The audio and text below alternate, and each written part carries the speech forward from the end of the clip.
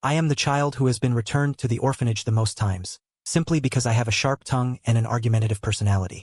This was until the 20th couple arrived at the orphanage with a little girl. Suddenly, numerous comment barrages appeared before my eyes. The little villain princess has been pampered since childhood and raised to be spoiled and willful.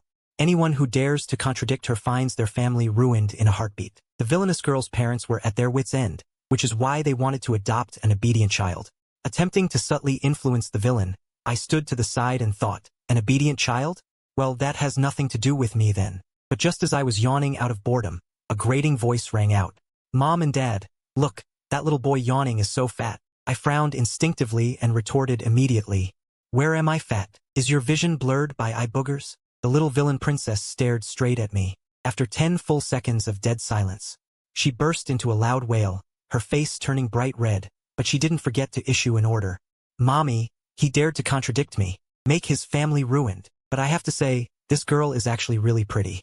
Even while crying like that, you could still tell that her features were perfectly placed. But none of the other children in the orphanage had time to admire her. They were all too scared. She was that intense. At that time, he didn't know how terrifying the villainous girl would become. As a child, she was just spoiled, but when she grew up, she was lawless. Just because her love for the male lead was unrequited, she imprisoned him and broke the female lead's legs right in front of him. She kept the female lead leashed like a dog for the male lead to watch. Fortunately, this little demoness didn't meet the adoption criteria of the villain's family yet. Otherwise, I wouldn't know how things would end up. I naturally set my mind at ease. After all, the word simple-hearted has nothing to do with me. As long as they don't adopt me, it doesn't matter how bad the villainous girl is. The handsome uncle apologized to the orphanage's Mr. Bai, explaining, the girl was spoiled by her grandparents when she was young. There's nothing I can do. Mr. Bai replied with an even more apologetic look. Not at all, sure, how is just like that by nature. I'm even more helpless. Only I stood there foolishly, standing tall, and shook my head seriously at the little princess. You can't ruin my family because first of all, I don't have one. The little princess suddenly stopped crying mid-sob. She stared at me blankly and let out a hiccup. Her little face turned red all of a sudden, and then she yelled at me aggressively. How is that possible? Don't you have a mom and dad? I tilted my head, looking at her in confusion. Is that a tumor on your neck? Do you not even know where you are right now? The little princess was stunned, only then remembering that she was at an orphanage. She panted with rage, not knowing what to say for a moment. Her mouth opened and closed, and her entire face turned red. The threat she was best at became completely useless in front of me, and she started to panic. She turned and lunged at the handsome man, waving her little fists and hitting his thighs erratically, crying with gasps. Her nose and tears a complete mess. Daddy, make him go away. I don't like him. I don't want to see him. A trace of exhaustion immediately flashed across the handsome man's face. Mr. Bai immediately came over to take my hand and said apologetically, Mr. Liu, I am sorry. I will take Hao back immediately. But just as the handsome uncle was about to stop him, Mr. Bai looked at me and said sternly, Sure, Hao, go apologize to your sister, and we'll head back. Mr. Bai has been very good to me. Even when I was returned by adoptive families several times, he never blamed me, and I didn't want to make things difficult for him. So, I walked toward the little princess reluctantly. She watched me warily, clinging tightly to the beautiful lady's leg. I stood before her with contempt, straightened out my faded t-shirt, and said in my heart, I'm sorry, sister. The little princess lifted her chin and snorted, her face regaining its arrogant expression. At this moment, the genes in my bones started acting up again. I endured and endured, but I couldn't help it, so I added, Which part of what I said hurt you? Please tell me, I'd like to say it again. The little princess's eyes slowly widened, staring at me in disbelief. The more she looked, the more wronged her expression became. The next second, she furrowed her brows, her nose turned red, and she buried her head in the handsome man's lap, bursting into wails again, mumbling as she cried, Daddy, he's bullying me. Your precious is being bullied. I instinctively retorted, I'm not bullying you. I'm just not being that friendly to you. She cried even louder, which annoyed me. I covered my ears and turned away. Mr. Bai quickly pulled me to the side and glared at me, frustrated that I didn't live up to expectations. Can't you just keep your mouth shut? Go back to your bedroom. I shrugged, lifting my feet to head back on my own. Suddenly, the beautiful lady, who had been silent until now, stopped me. Your name is Sure Hao, right? Wait a moment. She exchanged a glance with the handsome man.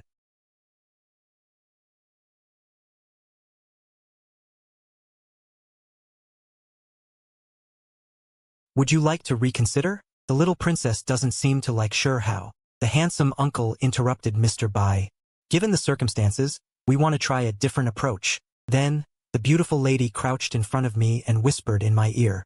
How? Are you willing to come live with us? But I had no desire to live with the villain girl, and just as I was about to refuse, rows of comments appeared before my eyes again. Wait, shouldn't the one adopted by the villainess's family be the sweet and obedient male lead?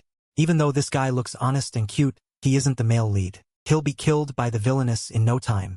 The male lead was among the group of kids, looking completely terrified, as I glanced at the children standing next to me.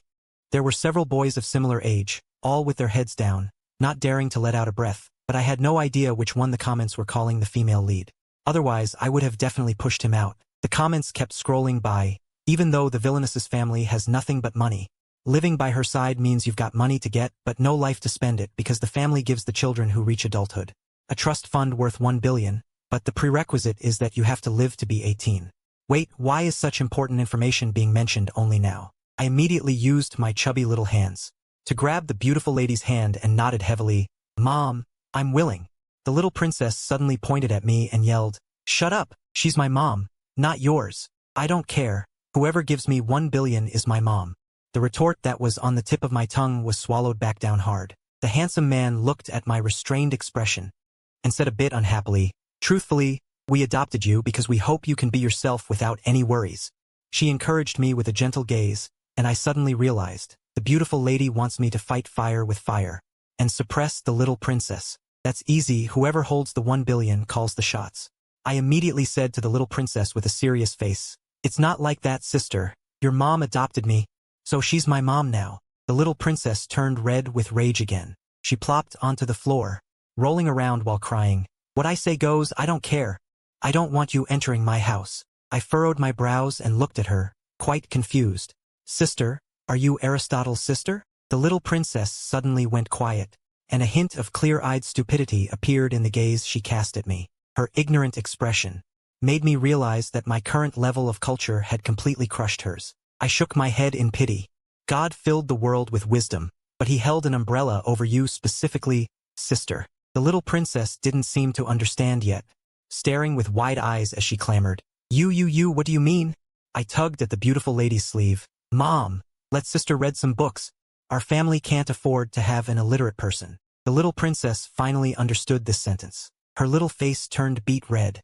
Her mouth pouted, and she started wailing again. The beautiful lady looked at her and sighed, disappointed that she wouldn't improve. The comments were flying by. "The villainess is finally getting it. She's finally hitting a wall." This little boy licked his lips, realizing he'd been poisoned to death. But if the villainess's family didn't adopt the male lead, how is the villainess supposed to fall in love with him later? This is actually better. Without the villainess's little drama, our Aching and the female lead can go straight to a sweet ending. Don't dream. The more they miss each other now, the more Yandere and paranoid the villainess will become when they meet later. Aching. In my mind, the image of a fair-skinned boy appeared. So the male lead was that kid. But I had already boarded the car leaving the orphanage. The adoptive parents ignored the little princess's crying and took me away that very day. To prevent the little princess and me from fighting in the car, my adoptive father and I took a different vehicle. On the way home, who dared to discipline or oppose her among the household staff? If she was even slightly displeased, she would throw a tantrum overnight until they were fired or driven away.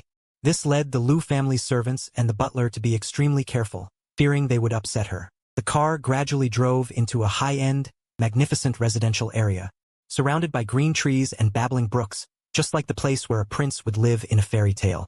I pressed against the car window, looking at the scenery outside with curiosity. The car stopped in front of a resplendent building, and I followed my adoptive father through the door, standing there dumbfounded at the palace-like house. A tall lady in a black uniform ran out, threw herself onto her knees in front of Lu Ruoyan. "Miss, please mount your steed." My adoptive father's expression was grim, and he suppressed his anger as he said, "Lu Ruoyan, how old are you? You are not allowed to play riding the horse with the butler anymore."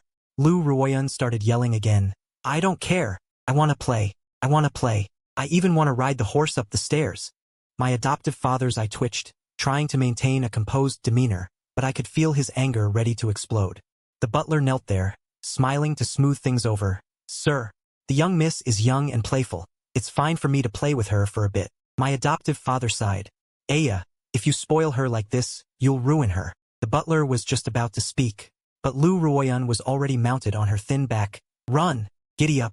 Run! The butler immediately put on a smile and began crawling around the living room with Lu Ruoyan on her back. As she passed me, Lu Ruoyan said haughtily, "Little mongrel, you've never played horse riding, have you? It's so much fun," I said, curling my lip and speaking with ease. "Well, it's not exactly that fun. The last time I saw someone riding like that was in a TV drama. Those people who rode like that eventually." Lu Ruoyan tilted her body and scrambled off the housekeeper's back in a hurry. Her face flushed red with anger as she pointed a finger at me and shrieked, "You little mutt, how dare you bully me?" The housekeeper was still on all fours behind Lu Ruoyan, staring at me with her eyes wide open. She shook her head at me desperately, so I mimicked her, shaking my head vigorously before saying with a serious expression, "I didn't, big sister. I was just educating you. It's fine to have an empty head. You just need to fill it up. The key is not to let water get in. Why don't you shake your head and listen to see if you can hear the sound of the ocean?" The housekeeper gasped, closing her eyes in resignation as she braced for the coming storm. True enough, Lu Ruoyan was trembling with rage, her face twisted, as she shouted, "You little mutt, just you wait, I'll make sure your family is ruined." I sighed and looked at her sympathetically. "I'm afraid that's not possible, sister. Is your cerebellum underdeveloped, or is your whole brain just not functioning? You forgot again. My home is your home now. Did you ask Dad if you could ruin our family?" She was stumped by my logic, unable to say a word for a long time. Then, with a flushed face, she ran to our adoptive father, tugging at his hem and throwing a tantrum.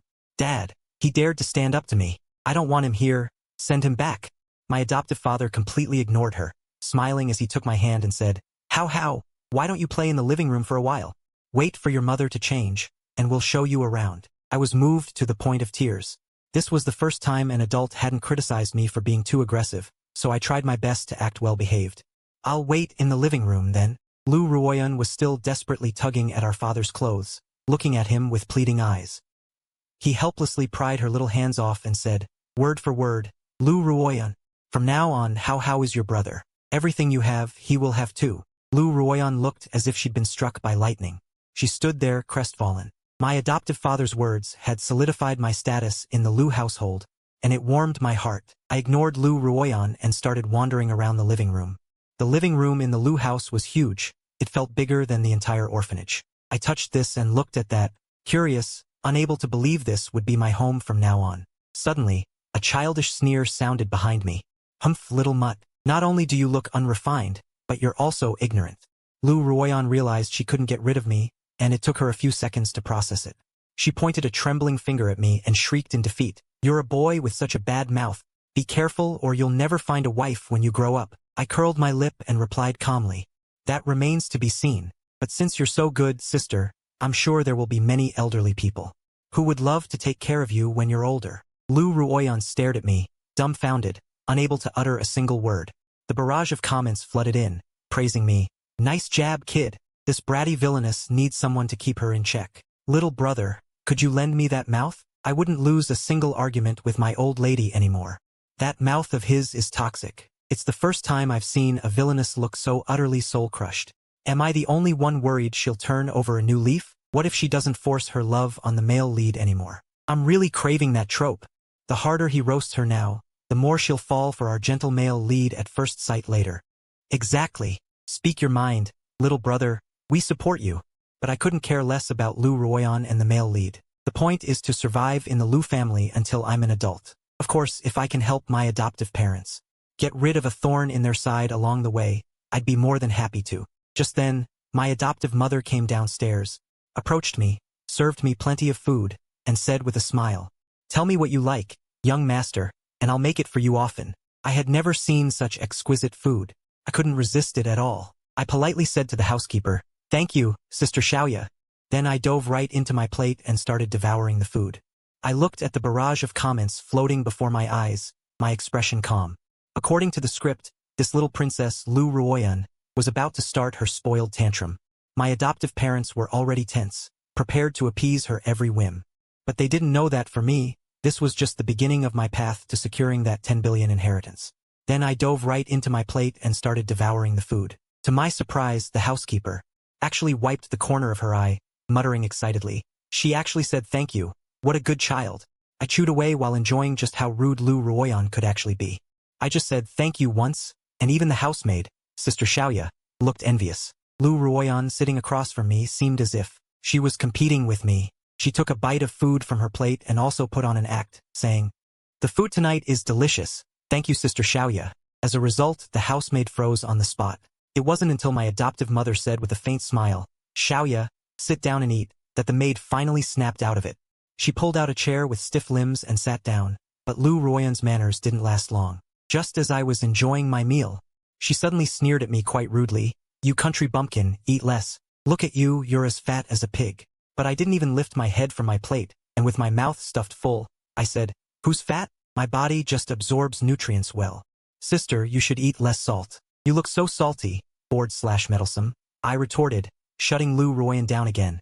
She stared at me with wide eyes, unable to fathom how I could talk back even when she hadn't said a word. Refusing to give up, she opened her mouth to attack me again. "You're fat and dark. You look nothing like a Lu family child." I finally lifted my head from my plate, sat up straight, and said, "How am I not like them?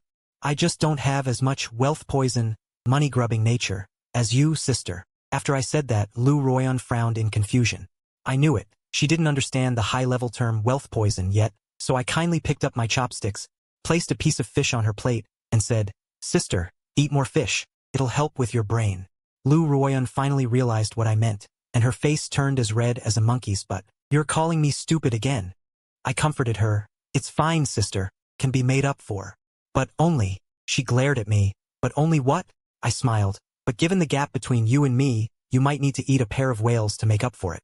Lu Ruoyan looked at me blankly, her composure completely shattered. The comment barrage was going wild with laughter. This little brother has such a sharp tongue. He completely baffled the villainous. At an age where she can't control anything, she learned to control her emotions. I must say, the parents chose the right kid to adopt. It hasn't even been half a day, and the villainous's eyes look so much clearer now. A very light sound came from beside me. I turned my head and was surprised to see my adoptive mother with her head down, her shoulders shaking. She looked up, trying to suppress the smile at the corner of her mouth, and said, "Seeing you two getting along so well, I'm relieved. My adoptive mother is a smart woman, managing a large company, but she has a deep misunderstanding of my relationship with Lu Ruoyan. She always thinks that our bickering is a sign that we have a good relationship. 10 years have passed in a blink since I came to the Lu house.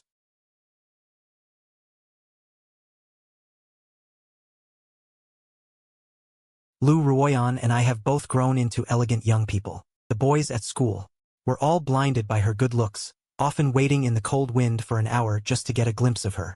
I find it hard to understand. Although she has changed a lot, she is no longer the willful and temperamental little devil from childhood. Perhaps it's because when she was young, she was suppressed by me so severely, she couldn't outtalk me, nor could she outperform me in studies, that over time, she curbed all her arrogance and poured all her energy into finding ways to defeat me. Her grades kept improving, and she was polite to everyone else, but she still had no manners toward me. I just don't know when it started, but she stopped calling me a country bumpkin, though she never called me brother either.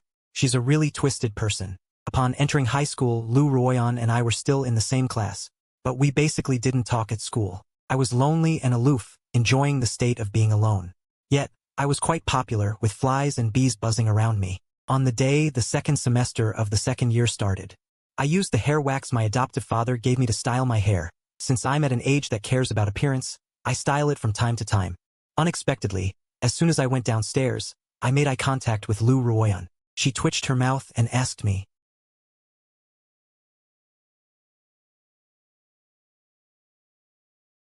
"I'll show her what it means to be the boss." I flipped my bangs and smiled at her. "No, are you proud of saving fuel for the country?" Her brow furrowed imperceptibly. She isn't as manic as she was as a kid, crying when she can't win an argument. She squinted her eyes at me and squeezed out from between her teeth, "Are you wearing shorts to protect your shortcomings?" I walked to the entryway, putting on my shoes as I said, "I'm protecting my shortcomings, sure. Just don't let a child come calling you daddy later." After saying that, I walked out the door. Sister Xiaoya was already waiting for us in the car. Lu Ruoyan followed behind. "Can I not even say two things to you?" I didn't look back, brushing her off. "Don't stand there waiting for the plane to land." She suddenly went quiet. I turned back to look at her. She stood there staring at me blankly, her face burning red. At this moment Lu Ruoyan's eyes. She would love to kill me, though in reality she has quite a nice figure, which I see around the house from time to time. She walks around in camisole pajamas, and it's quite substantial, bouncing with every step, but I bear the heavy responsibility of ensuring she doesn't get too full of herself. I kept ignoring her, and after arriving at the classroom, I walked toward my seat in the very last row. Lu Ruoyan sits right in front of me. There were only 2 empty seats in the entire class, and Lu Ruoyan used a little of her superpowers to secure both. She hogged them for us both. I had just put my backpack down when the head teacher walked in and tapped the blackboard. "We have 2 transfer students today.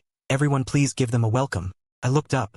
Standing on the podium was a tall girl with an incredibly striking beauty, her peach blossom eyes scanning the classroom with excitement. Standing beside her was a somewhat familiar-looking boy with short, damp, golden hair. I was just wondering where I had seen this boy before, when suddenly my vision was taken over by long-absent comment barrages. "Ah, the female lead is so pretty. The male lead is so handsome. I really want to see the villainous's expression right now. Has she already fallen in love with our male lead on the spot?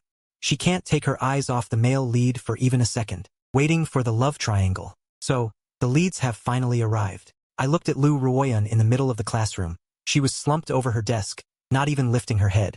I remember in the original text, the female lead transfers here and proactively asks to be the male lead's deskmate, but the villainous refuses and they nearly get into a fight. The female lead was protected by the male lead when they were children, and once she grew up, she recognized him at a glance and came over wagging her tail like a puppy. But look, our male lead keeps watching the little villainous girl. In the original text, Ah Chung liked his childhood friend from the start. He only falls for the female lead later after her persistent pestering. This is going to be good, I thought, leaning back in my chair. I crossed my arms and studied the boy on the podium. It had been 10 years, and I didn't know if he still remembered me. Seeming to sense my gaze, he suddenly turned his head, and our eyes locked. The moment our eyes met, he hurriedly looked away, and I slowly curled the corner of my mouth. It seems he hasn't forgotten. Just then, a scorching gaze landed on me. I tilted my head and saw the female lead, Shin Bingning, staring straight at me. I felt it was a bit strange. But I still didn't back down and stared right back. She blushed and unexpectedly gave me a flirtatious wink.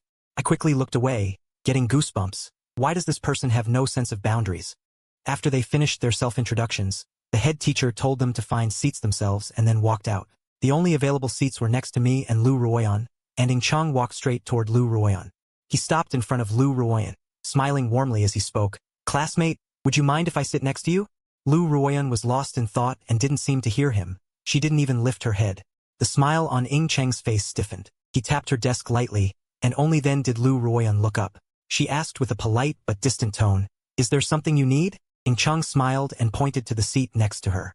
"Can I sit next to you?" Lu Ruoyan hesitated for a moment and suddenly turned to look at me. I rolled my eyes at him, and he immediately turned his head away with a dark expression, just as he was about to accept the seat. At that moment, Shin Bingning, who was on the podium, walked past Ing Cheng with a radiant smile. Ing Cheng thought Shin Bingning was looking for him, so he took a breath and said to her, "I'm sorry. Classmate Shin, I can't be your deskmate." Shin Bingning stopped short, looking at Ing Cheng with a bizarre expression.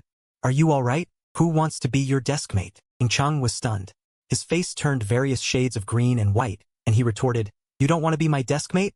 Shin Bingning muttered, "How bizarre," and brushed past him. She stopped right in front of me, smiling with an alluring charm, completely ignoring everything around her.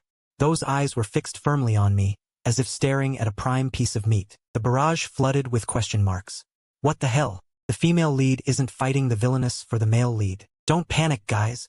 The female lead's family background is very complicated. She's an illegitimate daughter of a wealthy family. But Shin Bingning was already pulling out a chair to sit down. Lu Ruoyan suddenly stood up, leaned on the desk next to me, and scrambled over to the back row, not even standing steadily. She plopped down right beside me. Shin Bingning frowned, looking at the person who had suddenly popped up. Lu Ruoyan took a deep breath and said, "He's my brother. I have to take care of him. You go sit in the front." Shin Bingning's expression suddenly turned shy. She said coyly, "Oh, so you're the sister-in-law? Your brother is so handsome. He's just my type. Why don't you do us a favor and let us be together?" This sentence shocked both me and Lu Ruoyan. I looked at Shin Bingning in confusion, wondering what had gone wrong in her head. Lu Ruoyan's carefully maintained ladylike image also shattered instantly. She jumped up. Pointing at Shin Bingning, she yelled, "What is wrong with you? Who is your sister-in-law?" After scolding Shin Bingning, she turned her head to scold me. How? Have you not washed your socks lately? Where did this fly come from?" I suddenly didn't know how to answer. It was a first for me. I was rendered speechless by Lu Ruoyan's retort, and the comment barrage had already devolved into complete chaos. The plot of the female lead and the villainous fighting over the male lead. How did it turn into fighting over this side character? This side character had already stolen the male lead's position as the adopted child. How is he now snatching away both the female lead and the villainous?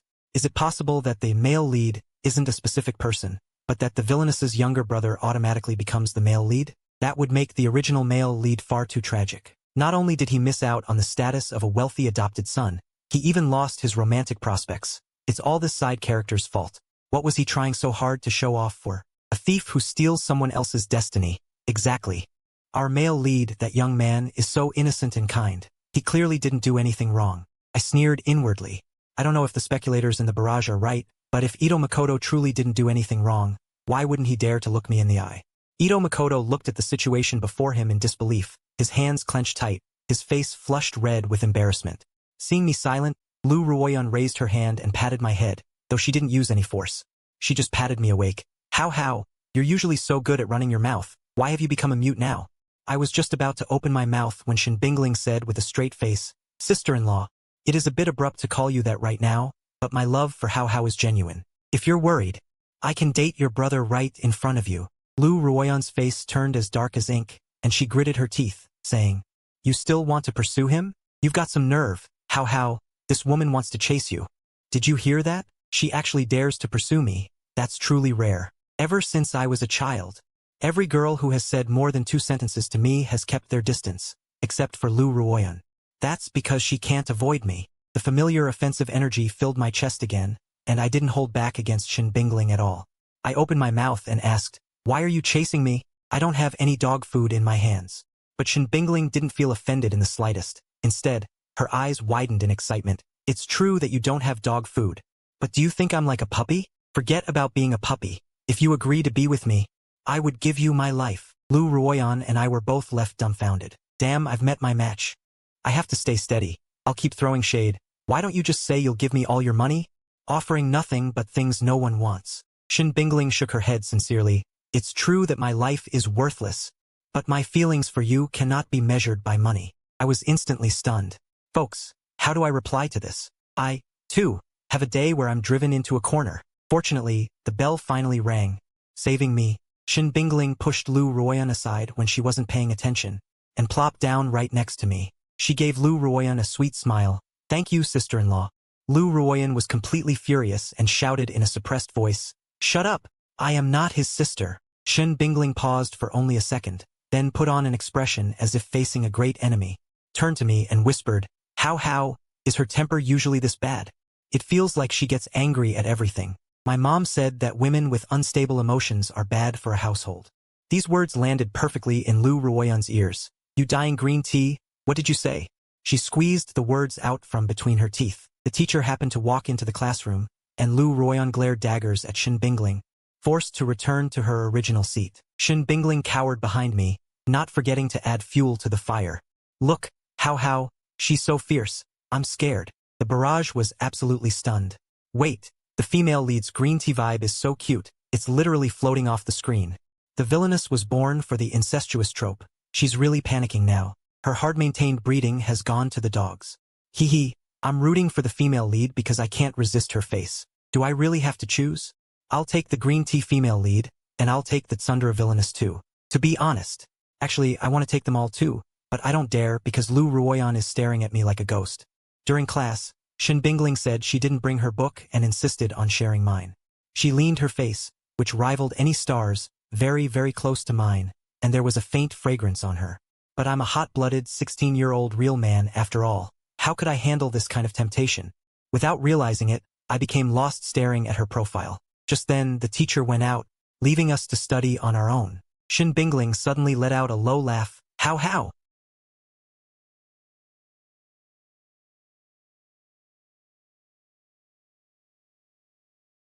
"Who do you actually like?" I snorted. "That's a long list. Mao Zedong, Benjamin.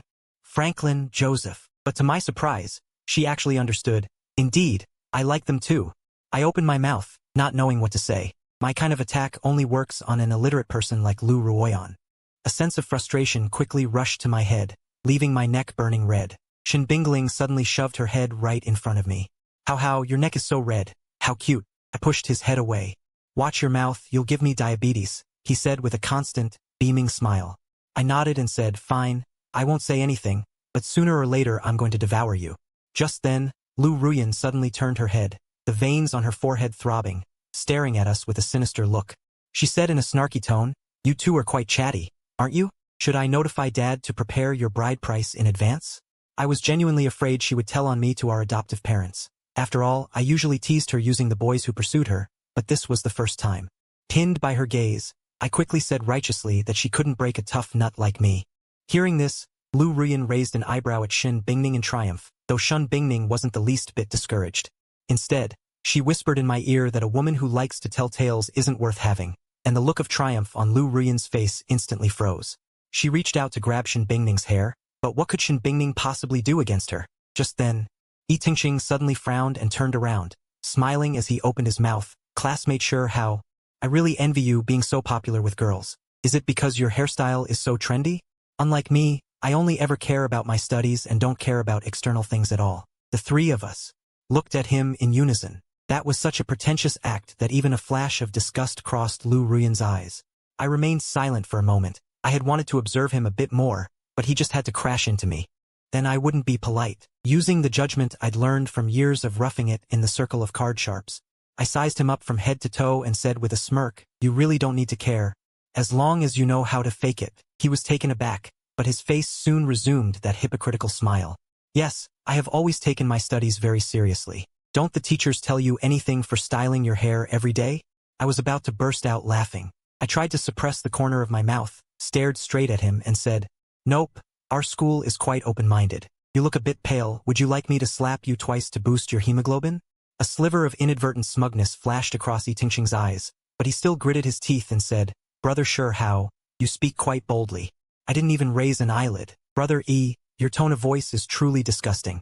Yi Tingxing looked resentfully at Lu Ruyan and Shin Bingning, but one was watching me as if it were a show, and the other was looking at me like a lovesick fan. No one cared about him at all. Yi Tingxing showed a trace of resentment. He continued to babble, sure how, I just wanted to ask for your advice on how to get so many girls to like you. No one likes me. When he said that last sentence, he aimed it specifically at Lu Ruyan, his tone as if he were dying to stick a label on his forehead. I'm just a good boy who has never dated. I sneered and retorted, isn't it normal that no one likes you? Don't you have any self-awareness? You're still asking? He was instantly rendered pale and speechless by my sharp words, and even Shin Bingning didn't help him. Lu Ruyan only did it because she is wicked by nature and loves to see me roast people, regardless of their gender. Though she has acted like a lady on the surface for these past few years, she is actually dark-hearted to the core, and I don't know what's wrong with Shin Bingning. It feels as if she's been bewitched. At this moment, only a few barrage comments were sympathizing with Yi Tingxing. He is truly the most miserable male lead in the history of web novels. Get lost, extra number 10. Make way for our little Changqing. The male lead is just too pitiful. Number 10 is clearly targeting him on purpose. If your mouth is this toxic, why don't you just jump in a river? The male lead still has a chance with the female lead. The male lead protected her when they were young, and the female lead gave him a necklace. Our female lead must be mistaking the person right now. Once the male lead brings out that necklace, she will kick number 10 to the curb. I looked at these comments. Previously, they had praised me for my sharp tongue, but my heart had already shifted. Her mood improved instantly. She was even in the mood to bicker with me again. Didn't notice before that your eyebrows look like caterpillars, but they're actually quite cute. I was reading a book, and upon hearing this, I slowly raised my head. I noticed a long time ago that your hairline looks like a receding coastline. It's quite tacky. But she didn't get angry. Instead, she laughed, observing me so closely. Her eyes crinkled at the corners when she smiled, and a hint of ambiguity spread across that familiar face. My heart skipped a beat. A feeling like no other flooded my chest, and I was momentarily flustered. I had to find an excuse to counter. It's just your big forehead reflecting light, okay? She wanted to say something but hesitated, her eyes sweeping over Shin Bingning's figure in front, then quickly looking back at me, whispering, it's because you're too cute, you shook my heart. I was about to reflexively refute her, but suddenly realized what she had said. I stood there with my mouth agape, eyes wide, staring at her. She bowed her head, a flush of red rapidly climbing from her neck to the tips of her ears. Just like when she was a child, her whole face as red as a monkey's bottom. The afternoon sunlight happened to graze her blushing earlobes, I could even see a ring of fine fuzz, and I lost my ability to organize words, quickly burying my head back into my book. You win, Lu Ruyan, even though I have never thought of you as a sister. But you didn't treat me as a younger brother either. Fortunately, she didn't say anything else, and we both stayed quiet just like that. Finally, school was over. She packed her bag in one move and walked out of the classroom. I packed slowly, lifted my leg to leave, when a pair of small hands suddenly grabbed my wrist from behind. I turned around, and Shin Bingning asked me, looking slightly shy, "Number 10, is it convenient for you to come out tonight?" A sinister gaze pierced me, making me feel as if I were sitting on pins and needles. With my hair standing on end, I immediately shook off Shin Bingning's hand and refused. "No need, I have a bathroom at home." She smiled. "You're so humorous. Then, I'll miss you tonight. Can I call you?" I couldn't refuse this at all. "Sure, should I send you my bank account or credit card number?" Shin Bingning was very patient. She took a step toward me, and that beautiful face, without any warning, magnified before my eyes. Her warm breath brushed against my ear, and she said in a seductive whisper, "I mean a phone call, to talk about some private topics." After she finished, she even blew a breath against my neck. I shuddered all over and pushed her away violently, shouting, "No need, I'm not interested in your depth." The entire classroom went quiet enough to hear the cicadas outside. A voice so gloomy it felt like it could condense into water broke the silence. "Lu Hao, why haven't you gone home yet?" I turned my head abruptly and saw Lu Ruoyan standing at the classroom door. She had one hand gripped on the door frame, and the door frame seemed to be deforming. I pretended to be calm and walked toward her. "Morning, let's go home." Lu Ruoyan gave Shin Bingning a silent warning with her eyes, and Shin Bingning smiled and waved at me. "See you tomorrow." Then she said to Lu Ruoyan with a prayer-like gesture, "Please, just take a sick leave tomorrow." On the way home, Lu Ruoyan scolded Shin Bingning the whole time. "Stay away from her. She's just a damn green tea bitch. She has bad intentions getting close to you." I wasn't speaking up for Shin Bingning. I just reflexively retorted to Lu Ruoyan. "What bad intentions? She's just purely lusting after my good looks." Lu Ruoyan widened her eyes, and involuntarily raised her volume. "Be careful of getting scammed, then you'll be begging me to save you." I curled my lip and said unhappily, "I wouldn't beg you. It's too embarrassing." Lu Ruoyan gave up and said huffily, "Mom said no puppy love before college." I nodded. "I wasn't planning on dating now. I'll date in college." "Lu Hao, are you just being thick-headed? If you date, then what about me?" The air in the car stagnated. The housekeeper watched the situation in the back seat frantically through the rearview mirror. Lu Ruoyan's face turned hot, and she turned her head to look out the window. I felt awkward too, and turned my head to look out the other window. The atmosphere became suddenly very awkward. The housekeeper coughed twice, then pointed outside and said excitedly, "Young master, miss, look, that big tree outside is truly huge." Lu Ruoyan and I fell into even deeper silence. Back home after dinner, Lu Ruoyan and I went to our respective rooms to study. As soon as I stepped onto the stairs, Lu Ruoyan blocked my way. Her brows were arched, and her tone was sharp. "You are not allowed to call Shin Bingning tonight. I'm watching you." I gave her an annoyed eye roll. "Lu Ruoyan, are you sick?" she said with irritation. "If I weren't sick, I wouldn't even be talking to you." "Not bad, Lu Ruoyan. Your skills are improving." I immediately switched my expression, pouting with a pitiful look. "Why are you so fierce? Why don't you go watch the gate and keep the guard dog company?" "Lu Hao." She squeezed my name out through her teeth. I shoved her aside with my shoulder and went straight upstairs. That night, Lu Ruoyan was like a little wildcat. First, she knocked on my door every 10 minutes, holding a workbook and asking absurdly idiotic math questions. At first, her clothes were perfectly fine, but after a while, they turned into a revealing nightgown, with the neckline becoming rather daring. A while later, she ran in with her thighs bare. I grabbed a textbook and hurled it at her. "Lu Ruoyan, don't you know how to dress yourself?" She dodged with an agile twist and took the opportunity to flick her hair, resting one foot on a chair, striking a pose that highlighted her leg lines. She was like a succubus incarnate. "Why are you so anxious?" "I'm just passing by on my way to take a shower." I jumped up and pushed her out the door. "You're giving me signals from behind. Aren't you the one in a rush?" After locking her out, I realized my body was having quite a reaction, so thanks to Lu Ruoyan, that night my dreams were full of her perfect yet mean face. The next day, with 2 dark circles under my eyes, I went to school. As soon as Shin Bingning saw me, she leaned in. "Oh, did you miss me so much last night? You've lost so much weight in just one night." I was in a bad mood, and my tongue was even sharper. "Even if I get thinner, I'm still not as thin as you." Yen Yuan's weight was exactly 2 jin. She made a gesture of vomiting blood, then looked at the empty seat next to me. Half jokingly, she asked, "Is Lu Ruoyan not here? Could my prayers have actually worked?" Upon hearing that name, I felt my whole body go light, and I quickly shook my head to shake her out of my mind. "I don't know. Lu Ruoyan and I just arrived at school this morning, and she received a text message." She glanced at her phone, her expression shifted slightly, and she headed toward the lab. Shin Bingning happened to look at her phone at that exact moment. She frowned slightly and paused, saying, "I'm going out for a moment." No sooner had she left than the head teacher walked into the classroom, scanning the room. She told me to call back the 3 people missing from around me because she had an announcement, and I called Lu Ruoyan. She actually hung up on me. Reluctantly, I walked out of the classroom, having no choice but to head in the direction where Lu Ruoyan had left. Just as I reached the lab door, I looked through the glass and saw 3 figures, the people the teacher told me to find. They were all there. Just as I was about to push the door open, Lu Ruoyan's cold voice came from inside. "Tell her again what you just said." Yin Changxian looked at Shin Bingning with gentle eyes. She spoke with absolute clarity. "I just revealed to Lu Ruoyan what kind of person her brother really is. She didn't believe me. She said she spent years with Lu Hao and knows his character best. So I had no choice but to ask you to testify." Shin Bingning frowned and asked impatiently, "What do you want me to testify about?" Yin Qingshuan's expression turned sorrowful as she spoke slowly. "Shin Bingning, did you recognize the wrong person?" She opened her palm, revealing a necklace made of red string. Shin Bingning's expression changed. "How do you have this?" Shin Bingning reached out to take the necklace, but Yin Changxian pulled it back immediately. Frowning and pretending to be troubled, she said coolly, "Because this is what I had back at the orphanage. After I protected you, you gave it to me yourself, didn't you?" Back at the orphanage, it was Lu Hao who led the bullying of the other children. I was their favorite target. They would hit my head, steal my food, and tie me to a tree to play train. But one day, you arrived. They turned to bullying you instead. They threw stones at you, and I was the one who stood up to protect you.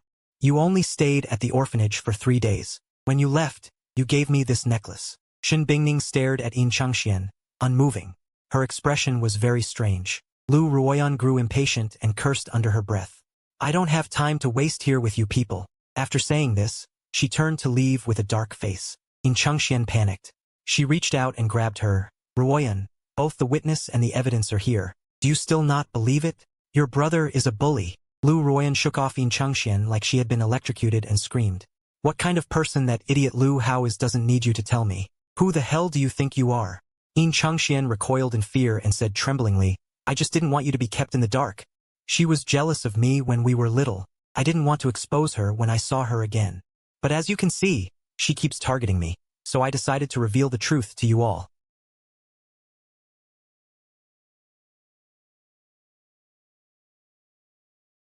"I never intended to harm anyone.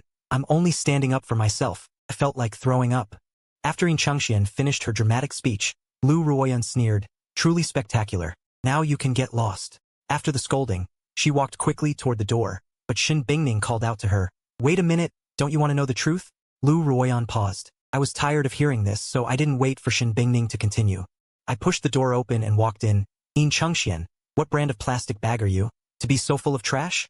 Which agency did you sign with? You're such a great actor. Which sewer lid was left off? That allowed you to crawl out?" My mouth felt like it had been greased with glycerin. I let it all out in one breath. Yin Changxian stepped back in horror. "Don't let her come near me. I'm scared." Naturally, no one paid her any mind. Lu Ruoyan stepped right to my side. Shin Bingning pouted and leaned in, saying aggrievedly, "Well, then how did the necklace I gave you end up in her hands?" The moment Yin Changxian twisted the facts, it all came back to me. I had protected a little girl from Yin Changxian years ago. She had been abandoned at the orphanage by her mother, but her mother soon regretted it and came back to pick her up. Before leaving, she gave me a necklace with her name engraved on it. The next day, Yin Changxian snatched that necklace away. Back at the orphanage, Yin Changxian was the local tyrant. She forced all the children to obey her and act as her lackeys. Whoever dared to resist, she would lead the bullying against them. Because I was introverted and rebellious, I was always her main target. Everything Yin Changxian had just said was actually what she had done to me. I sneered. I gestured at Yin Changxian with my chin and asked her, "The thing that should have belonged to me, why is it in her hands?" Yin Changxian shook her head, trembling, her voice shrill. "This is my evidence. This is my proof that I protected Shin Bingning." After saying this, she suddenly lunged at Shin Bingning. With reddened eyes, she gripped her arm tightly. "Shin Bingning, you gave this to me with your own hands. Take a close look, Your name is still on it. It couldn't possibly be fake. Shun Bingning pried her hand away, took back the necklace, and said in a cold voice, "The necklace is real, but you, a fake, will always be a fake. Although I've forgotten many things. I can't even remember who bullied me, but that little boy who tried so hard to protect me. I will never misidentify him, even unto death. I found out long ago that he had been adopted by the Lu family, and I transferred schools specifically for him." I stared at Shin Bingning in a daze. No wonder she started sending me mating signals the moment she saw me. I had long forgotten what the little girl I protected back then looked like, yet she had kept the image of me perfectly preserved in her heart for so many years. But I couldn't reciprocate this burning affection. Yi Tingxing stumbled back a few steps and collapsed into a chair. Her gaze was unfocused, and she kept muttering to herself, "It shouldn't be like this. I saw it in my dreams. I'm the main character. They are all supposed to love me." I was the only one who understood that sentence. The barrage was no longer showing any sympathy for Yi Tingxing. My God, she was actually the bully. Otherwise, this bully would have really turned black into white. The villainous really loves him. From beginning to end, she's always stood on the side of the background character. Don't be realistic. Just go take wedding photos for them both. Why are the comments talking nonsense? I coughed twice and walked out of the lab. Lu Rian followed behind me and made a phone call. I knew that I wouldn't see Yi Tingxing at school for much longer. On the way back to the classroom, I decided to be clear with Shin Bingning, so I found an excuse to send Lu Rian away first. She was a bit reluctant and even threatened Shin Bingning with her eyes before leaving. Finally, it was just me and Shin Bingning left. I hesitated for a long time before starting. "Shun Bingning, that you could remember me all this time. I'm really happy." But the rest of the words got stuck. I didn't know how to say them. Shin Bingning just smiled and replied very naturally, "But did I arrive too late? Can't wedge myself between you two, right?" I was slightly stunned and instinctively retorted, "No way, that's not it. There's nothing between us." Shin Bingning chuckled softly and reached out to touch my face. "Good. You're still the same as when you were little, not being honest." After saying that, she waved at me, turned around, and went back to the classroom first. When I followed her in, Lu Ruyan was sitting there holding her face. Lu Ruyan looked completely dejected, but her expression relaxed the moment she saw me. I had just sat down when she leaned over and asked in a low voice, "What did you talk about? What kind of sparks are you two planning to strike?" I immediately remembered what Shin Bingning had just said, and felt inexplicably irritable. I pushed her head away and retorted sharply, "It's impossible, unlike you always talking nonsense." Lu Ruyan was caught off guard, her ears turning bright red. After holding it in for a long time, she gritted her teeth and said, "Lu Hao, your mouth is so vicious, you should change it." I snapped back, "Your temper is really nice, just following whatever others say." After the college entrance exam celebration party, I had a bit to drink with my classmates and returned home feeling dizzy. My adoptive parents were both away on a business trip, and only Lu Ruyan's room had a sliver of light shining out. The sound of splashing water came from inside, and the barrage was chattering away before my eyes. "Host, what a great opportunity. Hurry and check it out. If nothing else, vent that pent-up energy. Is the female lead not far away yet? You kept calling the villainous trash before. Now that she really is trash, tell me what you're going to do." I just knew that the schedule I arranged for the villainous and the female lead would be stable. Emboldened by the alcohol, I climbed the stairs and snuck into Lu Ruyan's room. I kept hypnotizing myself. "I'm drunk. No matter what happens, it can't be my fault." I moved toward the bathroom step by step, my heart in my throat.